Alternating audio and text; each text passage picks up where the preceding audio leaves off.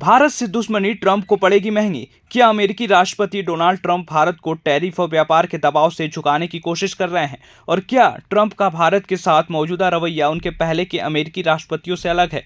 क्योंकि आज भारत अमेरिका रिश्तों में रणनीतिक साझेदारी के साथ साथ टैरिफ, व्यापार और रूस से तेल खरीदने को लेकर दबाव भी साफ दिखाई दे रहा है। लेकिन अमेरिका का भारत के साथ रिश्ता हमेशा ऐसा नहीं रहा। पिछले 2 दशकों में दोनों देशों ने कई बड़े उतार चढ़ाव देखे हैं।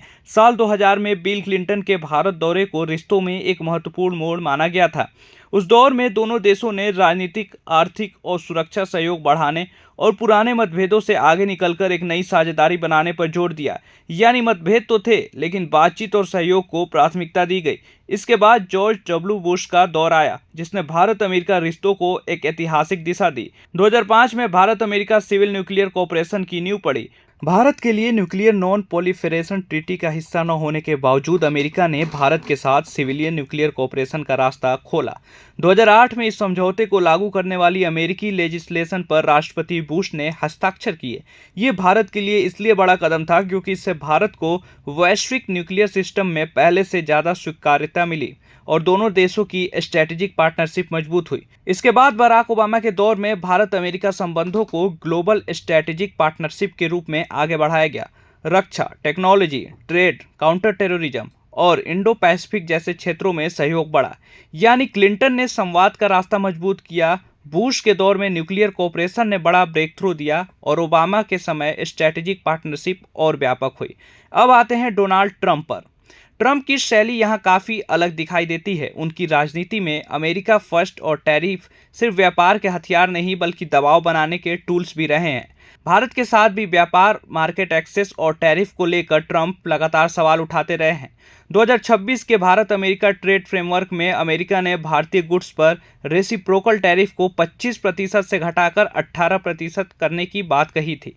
इसके बदले भारत ने कई अमेरिकी इंडस्ट्रियल और एग्रीकल्चरल प्रोडक्ट्स पर टैरिफ कम या खत्म करने की प्रतिबद्धता जताई और अगले 5 साल में $500 अरब तक के अमेरिकी एनर्जी प्रोडक्ट्स, एयरक्राफ्ट, टेक्नोलॉजी और दूसरे सामान खरीदने का इरादा जताया।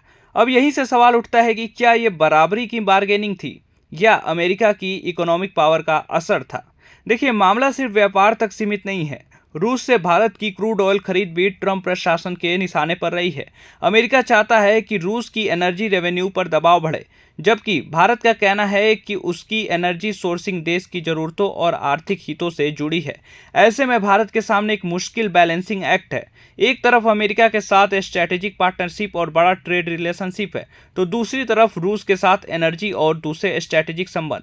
लेकिन यहाँ एक बात समझना बेहद जरूरी है। भारत कोई छोटा या कमजोर बाजार नहीं है। भारत दुनिया की सबसे बड़ी आबादी वाला देश है और तेजी से बढ़ती बड़ी अर्थव्यवस्था में भी शामिल है। यही वजह है कि भारत की रणनीति सीधे टकराव की बजाय नेगोशिएशन और बैलेंसिंग की दिखाई देती है। भारत अमेरिका के साथ अपने रिश्ते मजबूत रखना चाहता है, लेकिन साथ ही अपनी स्ट्रैटेजिक ऑटोनॉमी और नेशनल इंटरेस्ट से भी समझौता नहीं करना चाहता। भारत अमेरिका के अलावा रूस, यूरोप, खाड़ी देशों और दूसरे ग्लोबल पार्टनर्स के साथ भी अपने संबंधों को मजबूत कर रहा है। तो क्या भारत अमेरिका से डरता है? नहीं। लेकिन इसका मतलब ये भी नहीं कि भारत अमेरिका के साथ आर्थिक टकराव चाहता है। दोनों देशों के रिश्ते इतने बड़े हैं कि किसी भी तरह का ट्रेड वॉर दोनों के लिए नुकसानदेह हो सकता है। इसलिए असली सवाल ये नहीं कि ट्रंप भारत पर दबाव बना रहे या नहीं। दबाव दिखाई दे रहा है। असली सवाल ये है कि मोदी सरकार इस दबाव का जवाब कैसे देती है। क्या भारत अपने इकोनॉमिक इंटरेस्ट को बचाते हुए अमेरिका के साथ पार्टनरशिप जारी रखेगा, या फिर अगर दबाव बढ़ा तो भारत अल्टरनेटिव मार्केट्स और पार्टनर्स की तरफ और तेजी से बढ़ेगा? इसका जवाब आने वाले दिनों में मिलेगा। वैसे आपका क्या कहना है इस पूरे मुद्दे पर? हमें कमेंट बॉक्स में जरूर बताइए। प्रभातखबर.com, विश्वास वही, रफ्तार नहीं।